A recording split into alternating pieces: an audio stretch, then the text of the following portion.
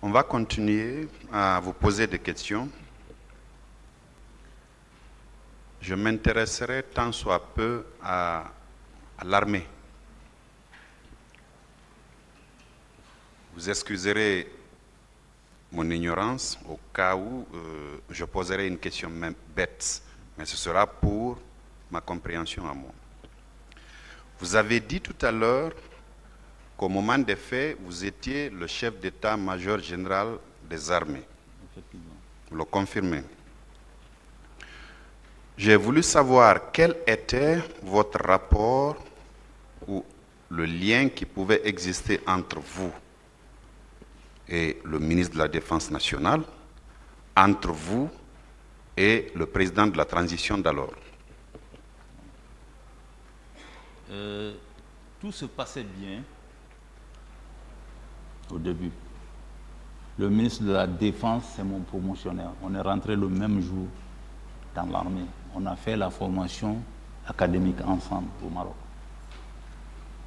Quand je parle de liens, excusez-moi de vous interrompre, Voilà. ce sont les liens professionnels qui pouvaient exister entre vous. Effectivement, c'était le lien professionnel.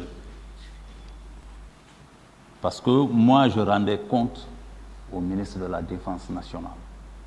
Pour accéder au bureau du président Dadis, on passait obligatoirement par lui. Donc, quand les comptes rendus devraient être faits, on venait dans son bureau, on lui rend compte. S'il y a lieu, il nous prenait tous, les chefs d'état-major, il nous envoie dans le bureau du président. Merci. Il était notre porte-parole auprès de... Merci, vous avez répondu à ma question. Merci. De qui des deux vous receviez directement des instructions? Hein? Des deux, je veux dire, du ministre de la Défense nationale ou du président de la transition d'alors, de qui receviez-vous des instructions? C'est le ministre de la Défense. Le ministre de la Défense nationale. Oui. La veille des événements du 28 septembre, les instructions que vous avez reçues de ne laisser aucun militaire dans la rue venaient du ministre de la Défense nationale ou du président de la transition? Je reviens encore là-dessus. J'ai trouvé... Juste une précision, mon général. Oui. Est-ce que ça venait du ministre de la Défense nationale ou du président de la transition? La manière dont c'est venu, c'est ce que je vais vous expliquer, s'il vous plaît. Mon général, S'il vous plaît. mon général, vous expliquez de long à large. C'est juste des précisions que je veux. Allez-y. C'était la volonté du président de la République.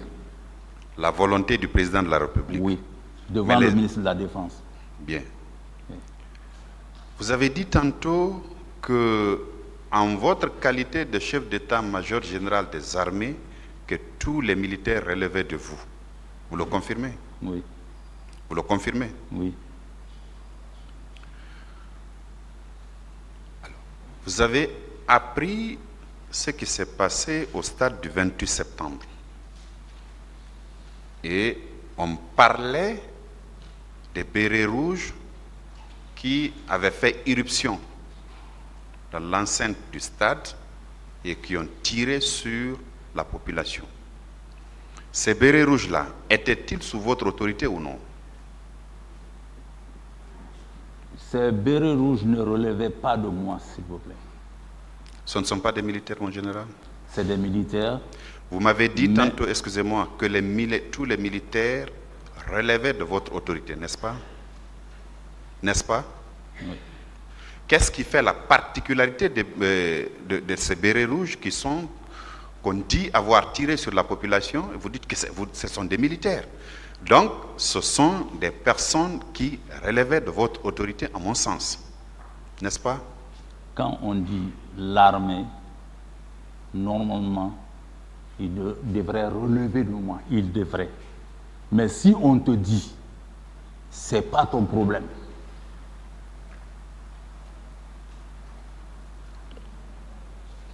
Est-ce qu'il y a un statut général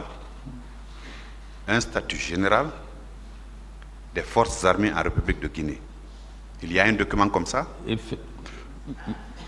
Est-ce qu'il y a un document comme ça? Il y a un statut. Bien. Dans ce document, est-ce qu'il y a des militaires qui peuvent échapper au contrôle du chef d'état-major général des armées? Il y a des exceptions si on vous dit ça ne relève pas de vous, même si c'est verbal, mais si c'est venu de la bouche du chef, on doit respecter.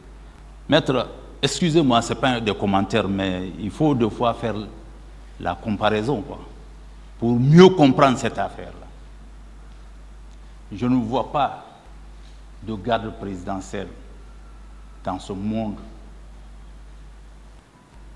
où le chef d'état-major peut à 100% s'imposer. Je ne vois pas. Quand on dit garde présidentielle, le chef d'état-major a ses limites. Maintenant, si vous voulez, on peut rentrer un peu dans les détails, si vous permettez, pour mieux comprendre. Vous voyez, si on prend la gendarmerie, par exemple, on dit chef d'état-major général, haut commandement de la gendarmerie nationale. Ce qu'on a vu au Sénégal, administrativement, le chef d'état-major peut les commander. C'est comme la garde présidentielle. Mais opérationnellement, j'ai mes limites. Comment? Administrativement, je vais vous dire comment. Parce que pour que les gens comprennent, s'il s'agit de nomination au grade supérieur, c'est fait chez le chef d'état-major général. C'est-à-dire tout le monde, tous les chefs d'État, on centralise sur le chef d'état-major. C'est lui qui présente, il vérifie, fait venir les chargés d'effectifs et autres. On vérifie si personne n'est omis. Voilà, si les autres ne sont pas favorisés, j'ai cette attitude. À la garde présidentielle, aussi la même chose. Administrativement, je peux le faire. Mais opérationnellement, le haut commandant, même au Sénégal, si vous demandez, ils vont vous dire, il peut rencontrer directement le président sans le chef d'état-major. Pour conclure, général, Oui. La garde présidentielle, Oui. opérationnellement, ne relevait pas de vous. Oui. Il ne recevait pas des instructions directement de vous. Oui. Vous avez dit que la garde présidentielle relevait directement du président de la transition d'alors ou du ministre de la Défense. Le ministre de la Défense m'a dit, quand je suis venu avant de prendre fonction, il dit leur garde, ce n'est pas notre problème. Les autres chefs d'état-major peuvent vous confirmer. Il dit que ça ne relève pas de nous. La garde est déjà structurée. Il y a un commandant, il y a un adjoint. Qui était le commandant de la garde présidentielle au moment des faits? Voilà. J'ai oublié son nom, mais l'adjoint, quand même, c'était ça, Alphonse. Mais c'était un ancien, il y a longtemps, il est à la retraite. Ça, Alphonse, quel est son nom de famille?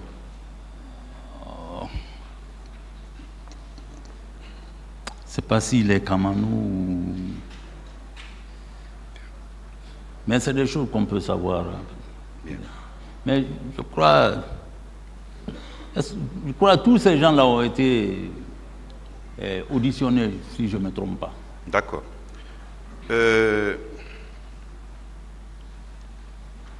Parlant de recrutement, vous avez été chef d'état-major général des forces armées. Je m'aventure toujours dans votre domaine, le domaine militaire, qui n'est pas le mien, donc vous excuserez encore une fois mon ignorance. J'ai pensé, pour ma petite compréhension, que quand on parle de recrutement au sein des forces armées, vous en êtes la cheville ouvrière en votre qualité de chef d'état-major général des armées. Je me trompe?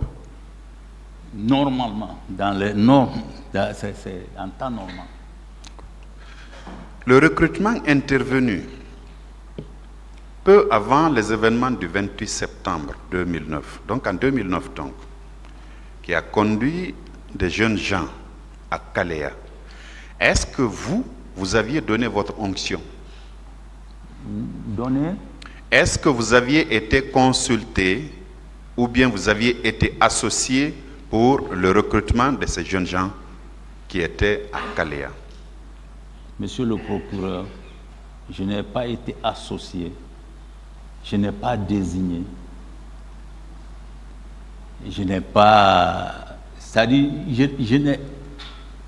on m'a dit que ça ne me concernait pas. C'est-à-dire, ce n'est pas mon problème. Donc, et la garde présidentielle et le recrutement à Kalea, on vous a dit que ces deux-là ne vous concernent pas, c'est ça? Pas du tout. Parlant du recrutement de Kalea, qui l'a organisé? Monsieur le procureur, j'ai dit ici, le ministre de la Défense nationale, quand le recrutement a commencé, il nous a dit clairement que c'est leur garde, que ça ne relève pas de nous. Leur garde. Oui. Lui, ministre de la Défense, et le président, je suppose. C'est comme ça qu'il m'a parlé, oui. Le président de la transition et le ministre de la Défense, c'est leur garde à eux.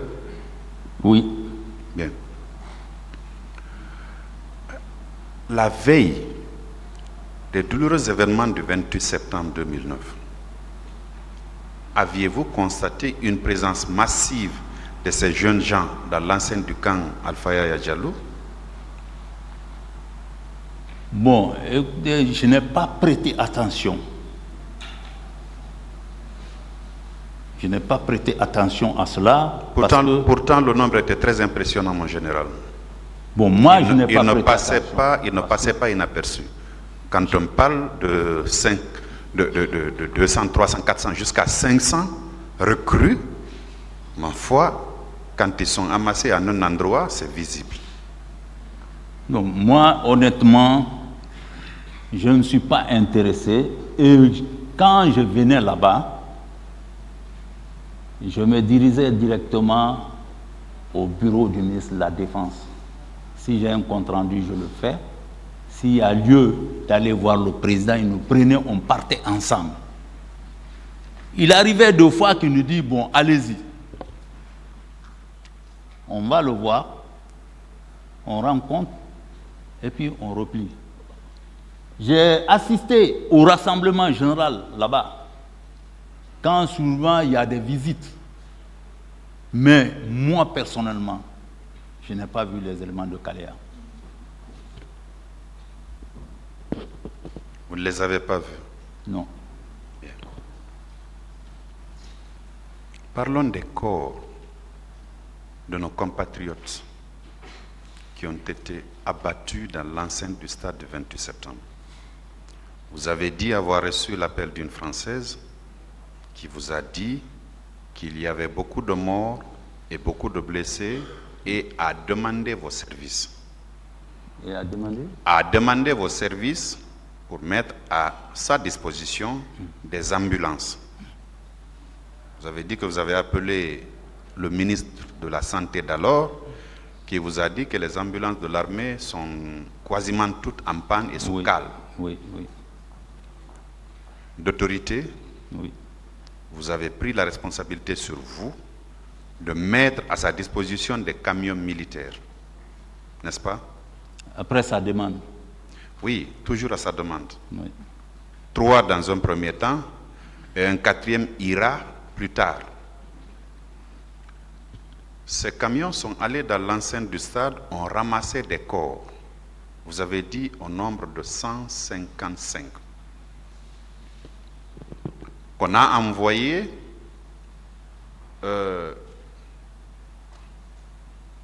au camp Almami Samori Touré. Au camp, à la morgue d'abord, Ignace Dine. D'accord. À la morgue de l'hôpital Ignace Dine, puis au camp Almami Samori Touré, où vous aviez vos bureaux, n'est-ce pas? Oui. Quand les corps sont arrivés là, les camions sont arrivés là, vous les avez vus?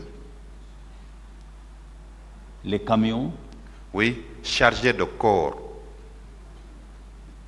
Non.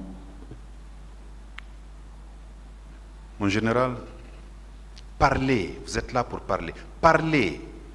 Oui, je parle. Parlez, mon général, c'est pour la conscience. Je parle, j'ai reconnu que les Excusez-moi. corps ont transité au camp. Excusez-moi. Oui, Vous êtes là pour éclairer la lanterne du tribunal. effectivement. C'est pour la mémoire collective de notre République. Oui. Parlez, mon général. Il vous souviendra que vous avez été entendu par un pôle de juges d'instruction en 2014, n'est-ce pas? Effectivement. Je peux vous lire un extrait de ce que vous aviez dit. Bien.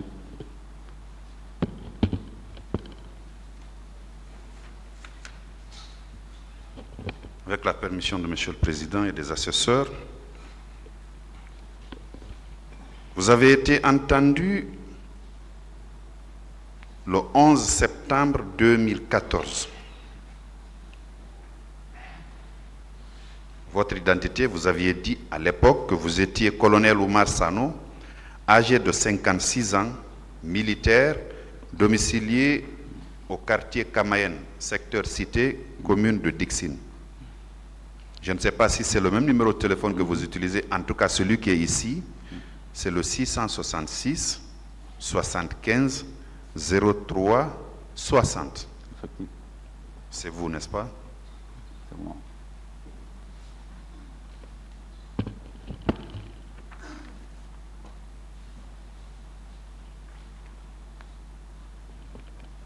Les juges d'instruction vous avaient demandé à l'époque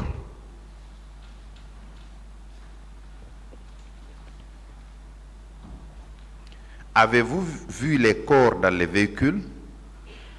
La réponse que vous avez donnée, j'ai vu les corps dans les véhicules. Ils ne se sont pas limités à ça, mon général. Ils ont dit, est-ce que vous avez vu les impacts de balles sur les corps? Vous de répondre, moi, je n'ai pas vu les impacts. C'est de vous, n'est-ce pas? Oui. C'est de vous, n'est-ce pas? Oui. Ça veut dire que vous avez vu les 155 corps, n'est-ce pas? Maître, voir les corps à l'œil nu comme ça, je ne l'ai pas vu.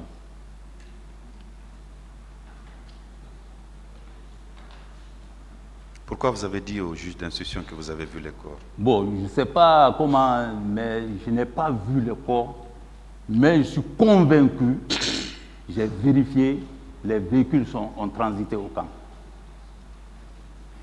Je continue. Pourtant, vous aviez vos bureaux là-bas, hein, monsieur? Oui. Ce n'est pas 2 corps, c'est 155. Ce ne sont pas 2 corps seulement, c'est 155. Je continue.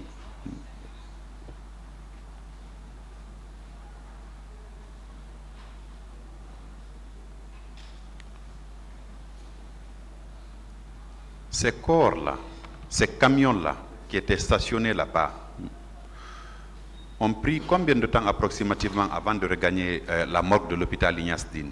On fait combien de temps là-bas avant de regagner la morgue de l'hôpital Ignace Dine? Parce que je suppose que c'était une situation de transit, le temps pour qu'on nettoie la morgue de l'hôpital Ignace Dine et puis on vient les mettre là. Bon, maître, monsieur le procureur, je ne saurais le dire honnêtement. Hein. Le temps mis pour aller, Ignace Dine, c'est pas loin. Non, ce n'est pas le temps mis. C'est le temps que les camions ont mis dans l'enceinte du camp Almami Samori Touré où vous aviez vos bureaux, mon général. C'est ce que je dis. Honnêtement, je ne sais pas quel temps ils ont mis. C'est les chauffeurs qui peuvent préciser ça.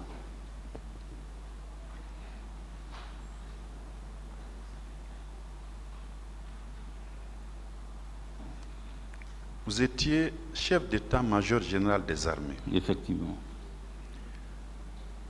Est-ce que, même si c'est de manière officieuse, vous n'aviez pas appris que M.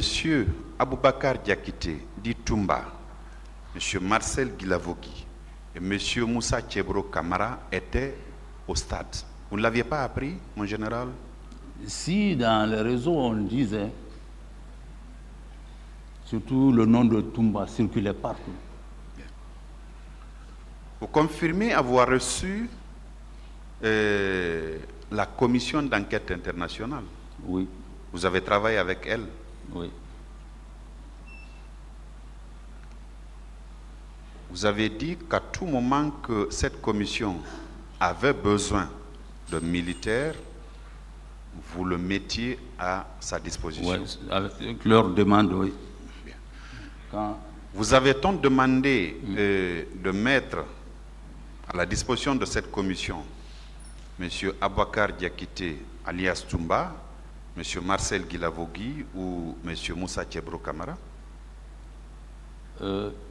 ils peuvent eux-mêmes le confirmer. La garde présidentielle, tous ceux qui ont été interpellés là-bas devant la commission, n'est pas passé par moi. Mais dans l'armée régulière, tous les éléments qu'ils avaient besoin, ils sont passés par moi. On m'appelle, j'appelle le commandant d'unité, je dis prenez telle personne, envoyez devant la commission.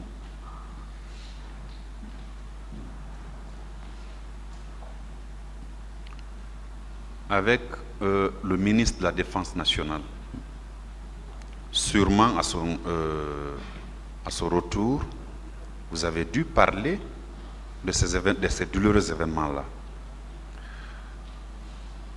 Les informations que vous aviez reçues en votre qualité de chef militaire, vous aviez l'obligation de les livrer à votre hiérarchie.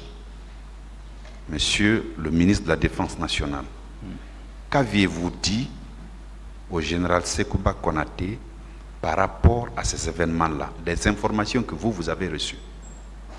Voilà, je l'ai rendu compte de la communication pour le rassemblement. Et ce qui s'est passé dans ces unités, les informations qu'on m'a relevées, j'ai mis ça à sa disposition. Il m'a posé la question. Personne n'est sorti, je dis, je n'ai pas reçu de liste ou d'indication que telle personne dans ces unités sont sorties pour aller au stade. Je l'ai rendu compte. Les véhicules aussi que j'ai mis à la disposition de la Française, je lui ai dit. Je lui ai dit ça. Parlant de ces véhicules-là et des cadavres toujours, parlant de ces véhicules-là et des morts toujours, parce que quand vous avez eu besoin d'avoir les ambulances, vous avez appelé le ministre de la Défense, le ministre de la Santé d'alors, M. Diaby. Quand on vous a dit qu'il y a eu tant de morts et de blessés au stade, quand la représentante de la Croix-Rouge vous a dit qu'il y a 155 corps, est-ce que vous aviez rappelé le ministre de la Santé pour lui dire qu'il y avait ce cas-là? Parce que les morgues quand même relèvent du ministère de la Santé. Je dis ici que la dame, quand ils ont embarqué les corps, il a ordonné d'envoyer à Niasdine. Elle ne m'a pas dit directement le nombre de blessés ni de corps. Les chiffres que vous avez donnés, j'ai pris ça dans son rapport. Et quand elle est venue, on en a parlé. J'ai parlé avec elle dans mon bureau. Quand vous avez été informé, Est-ce que vous avez appelé le ministre de la Santé? Parce que les morgues, encore une fois, relèvent du ministère de la Santé. Oui. Si je l'ai appelé? Oui. Non, je ne l'ai plus appelé. Vous ne l'avez plus rappelé? Je ne l'ai plus appelé quand je l'ai informé, il est venu, il m'a dit ce qui prévalait à Donka, il est parti chercher, on n'en a plus parlé, vraiment. Mais je ne veux pas dire qu'on ne s'est pas vu, on s'est voyé après, des jours à la présidence d'ailleurs, la situation vraiment, il y a eu, c'est grave, machin. Mais dire que je l'ai appelé ou bien il m'a appelé, non.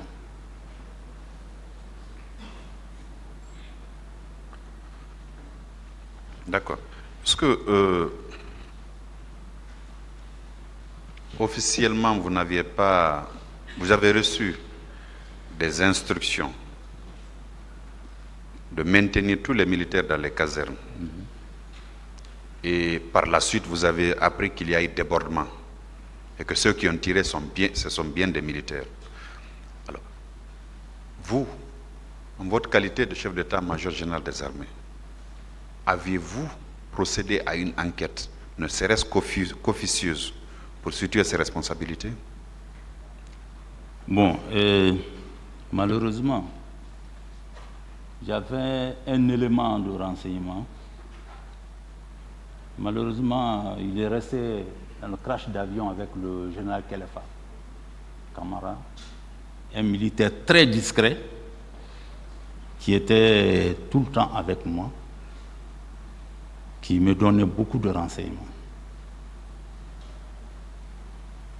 Il avait un carnet qui était bien renseigné. Un jour, je l'ai dit après les événements, j'ai dit, il y a trop de murmures. J'ai dit, on parle des corps, on parle ceci, cela. J'ai dit, moi je veux vérifier. Comment se fait-il que des corps ont été subtilisés? On peut charger l'armée. Je vous jure, la main sur la conscience, qu'il a pu rencontrer certains éléments de la Croix-Rouge qui ont ramassé les corps et qui l'ont confirmé au stade. Ils ont vu des gens qui venaient prendre des blessés, des morts, les mettre sur la moto, et d'autres ils prennent, ils sortent, ils mettent dans les taxis, ils envoient. Ces gens, c'était qui, mon général? Ces gens, c'était qui, mon général? Ceux qui étaient au stade, qui reconnaissaient peut-être leurs parents ou machin, qui venaient, qui prenaient, qui envoient. Il m'a dit personnellement. Parmi la troupe. Je ne veux, je me gêne même de dire parce qu'il n'est pas là aujourd'hui. Oui, il est décédé. Paix à son âme. Paix à son âme. Parmi la troupe. Oui. Est-ce que vous avez donné des prix d'information qui pouvaient conduire à un ou plusieurs militaires qui avaient pris part à ces exactions-là? Parce qu'il était des renseignements quand même. S'il vous plaît. Oui. J'ai dit dans ce lot, est-ce qu'il vous avait donné des prix d'information qui pouvaient conduire à un militaire ou des militaires qui avaient pris part à la commission de ces exactions-là le 28 septembre au stade du même nom? Il m'a dit sincèrement, la main sur la conscience. Dans ces enquêtes, on parlait de Toumba, de choses, comment on appelle, comment il s'appelle là? Marcel, Bégré, dans la bouche, dans les rangs, dans les cafés. Il m'a dit que ces noms-là circulent beaucoup, qu'il entend souvent ces noms-là.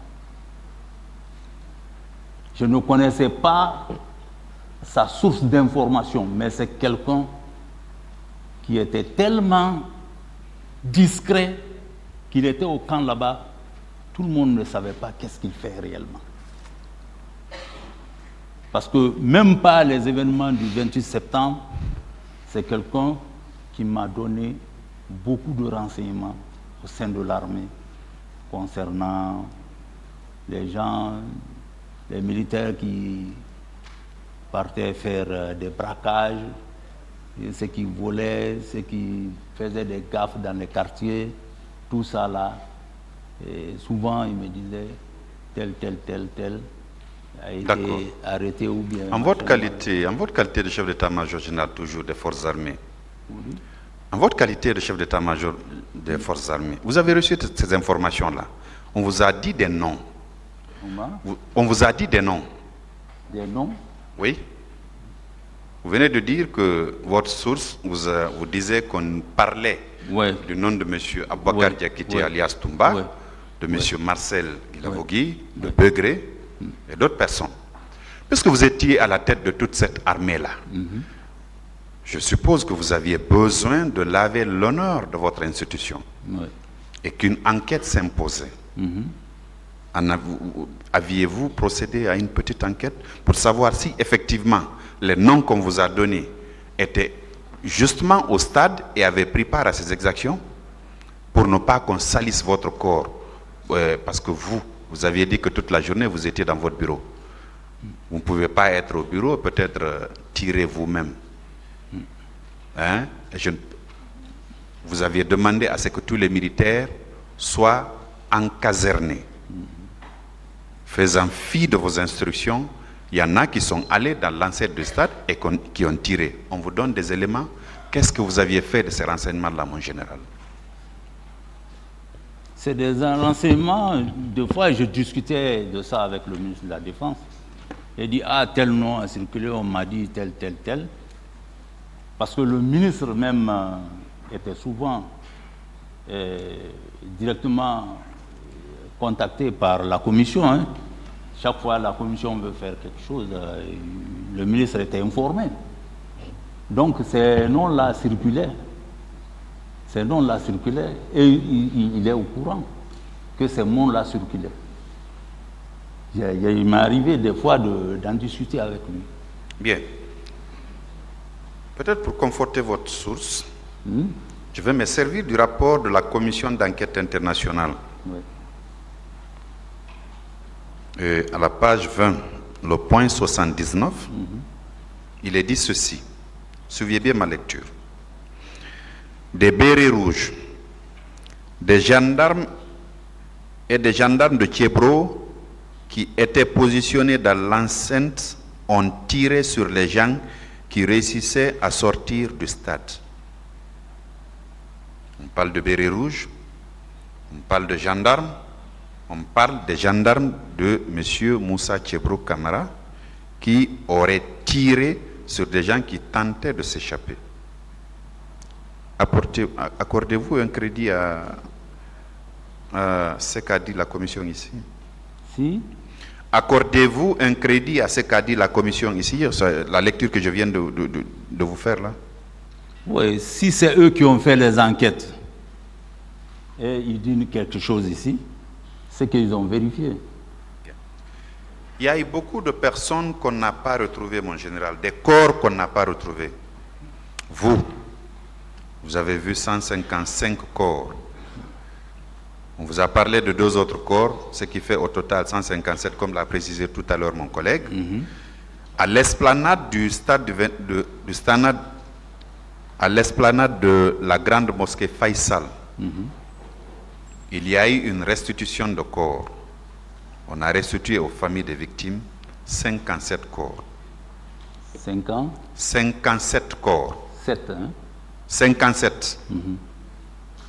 Selon vous, le reste des corps est parti où? Bon, moi, ce que j'ai vu dans le rapport, c'est ce que j'ai dit. Je ne sais pas s'il y a un reste qui a disparu, mais je ne peux pas confirmer parce que je n'ai pas géré les corps, honnêtement. D'accord. Monsieur le procureur, je n'ai pas géré. Là-dessus, pouvons-nous être d'accord avec ce que la commission a dit à la page 22, le point 90, vous suivez ma lecture. Certaines disparitions pourraient s'expliquer par le fait que les corps d'une partie des victimes ont été déplacés par des camions militaires. Voilà. On peut bien être d'accord, n'est-ce pas? C'est ce que j'ai dit. Les 4 camions qui ont quitté le camp Samori, qui ont été mis à la disposition de la Française. Et ce que j'aurais appris et lu dans le rapport, ce chiffre peut être vérifié au niveau de la morgue de Niassidine. Si maintenant il se trouve que c'était plus que tout ça, à la réception, on peut le savoir. Et la Française, si elle est consultée, elle peut dire si c'était plus ou si c'était moins, on serait situé, moi je pense. Mais honnêtement, monsieur le procureur, je n'ai pas géré les corps. On m'a demandé un service, j'ai accompli, et voilà. Et je crois que ça aussi, c'est dans l'intérêt de la nation, parce qu'on était tous soucieux du cas malheureux qui s'est passé.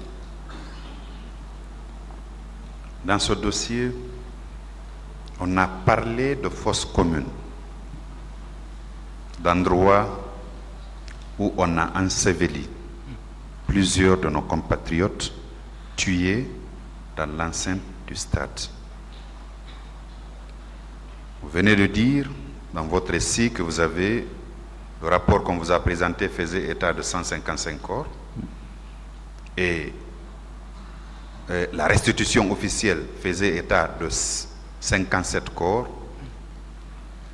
Il y a une grande différence entre ces 2 chiffres, donc on peut conclure que ces gens-là, le reste des corps-là, ont été enfouis dans ces fosses communes, n'est-ce pas, en général? Entre quel chiffre et quel chiffre?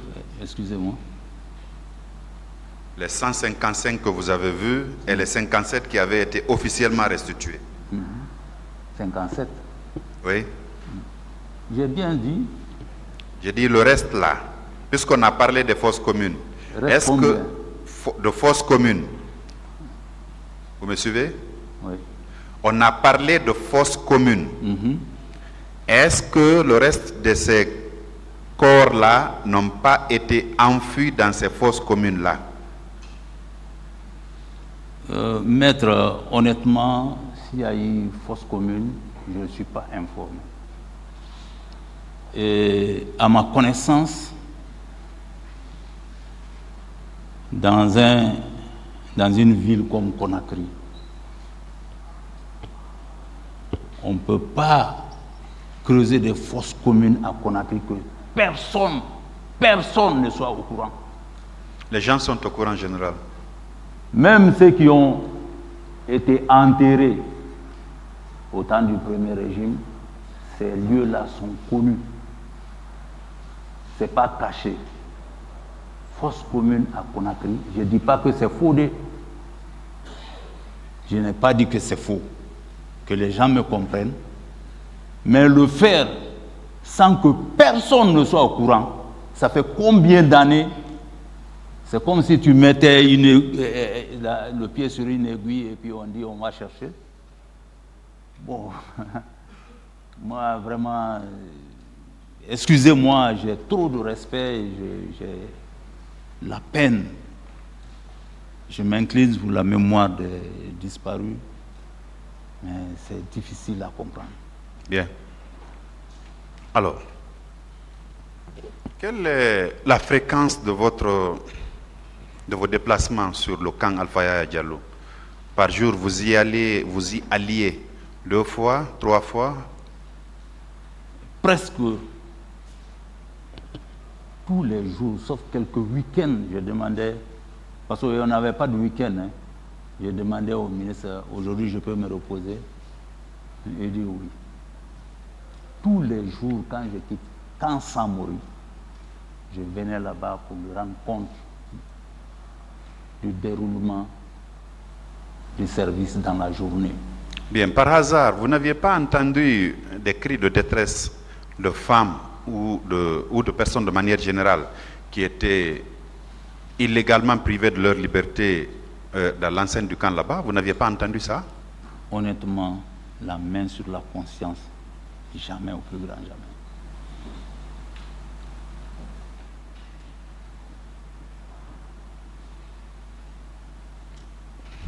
En général, Oui. dernière question. Vous pensez qu'avec tout ça, vous avez loyalement servi la République en votre qualité de chef d'état-major général des armées?